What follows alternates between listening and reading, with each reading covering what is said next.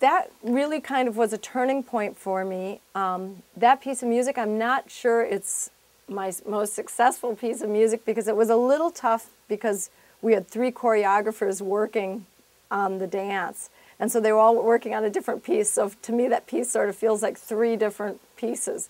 But what was wonderful is we were in a studio working, and the dancers, I would play a sound. And normally I don't play for people. You know, I don't perform. I'm very self-conscious about playing. But in this situation, I had to. And so I came in without having really written anything, a couple little ideas. And I ran a tape recorder, and I would just play a couple of things, and the dancers would start moving. And I love dance. I mean, I was a very bad, but, you know, a figure skater when I grew up. I danced. And to me, music is motion. And I largely now figure out my music by dancing, because what would happen is I'd play something, and these incredible bodies, it was Pilobolus, they'd start moving, and it would be like, oh my gosh, I played this note, and I just made you do that, you know? So, and then I'd watch them, and then I'd play something else, and then they'd move, and suddenly I was playing way beyond myself, improvising way beyond myself. Later when I listened to the recording, I was like, wow, that was me? That's really good. But it's because I was so playing to them. So I realized that, and that piece that I wrote, it ended up being called Dissolution.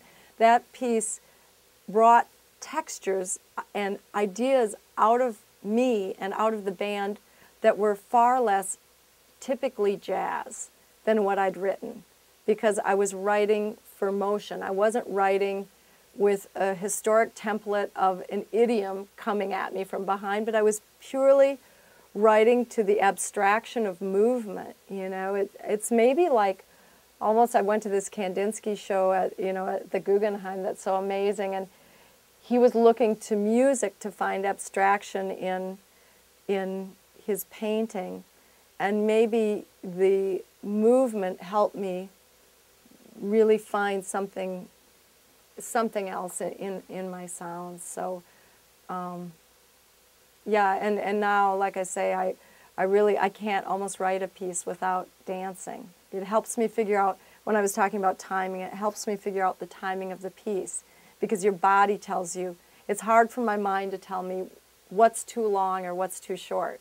But if I start dancing and moving around my piano, I'm like, or, you know, and I'll play it into a recorder, I put on headphones, and then I start moving, I say, oh no, I need more time to do what I want to do. Or, no, that's hanging on too long, I can't come up with anything else. So my neighbors must think I'm nuts. They see me, you know, it's New York, you see, there's a lot of apartments looking right in my window, or whatever.